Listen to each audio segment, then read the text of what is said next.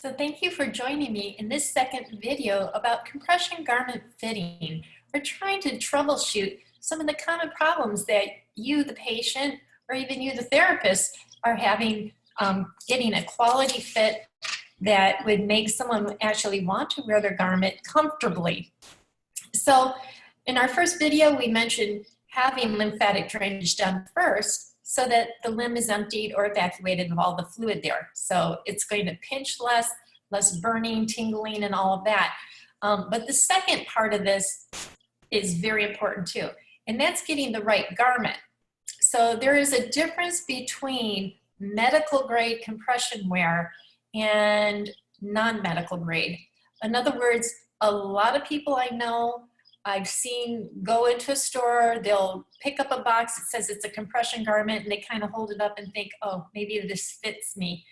And that's really not the best way to go about getting really good compression wear, especially because it's your dollar and you're investing in it, and a really good quality medical grade compression garment should last you 6 months.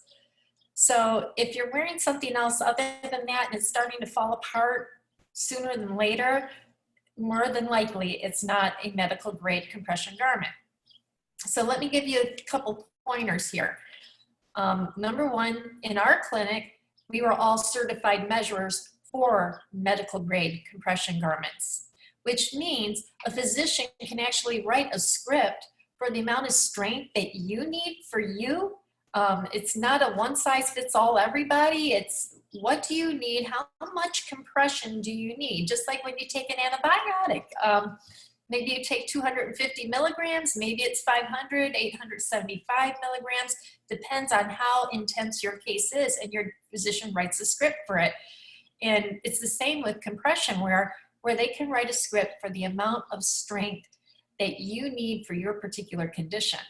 Now, you're like, oh, that doesn't mean anything. Well, it does, because if you go and you just purchase something off the shelf, kind of that one size fits all mentality, you're going to get yourself a lot of times into a garment that is too tight. It squeezes the limb, it pushes the fluid from one area to the other. You haven't been measured by anyone that's qualified to measure, so again, it doesn't mean that it's even going to fit you properly as far as length and width, nor is it medical grade where you know exactly how much force your body needs to keep that lymph moving properly. And this is the other part of it.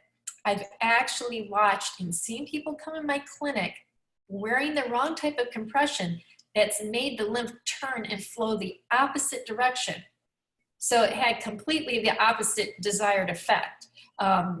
It was actually pushing the lymph downward into the feet and the toes. So yes, the leg was thin, but at the expense of the feet and the toes swelling up like sausages. I've seen the same thing happen on the arm. It was supposed to make the lymph flow upward.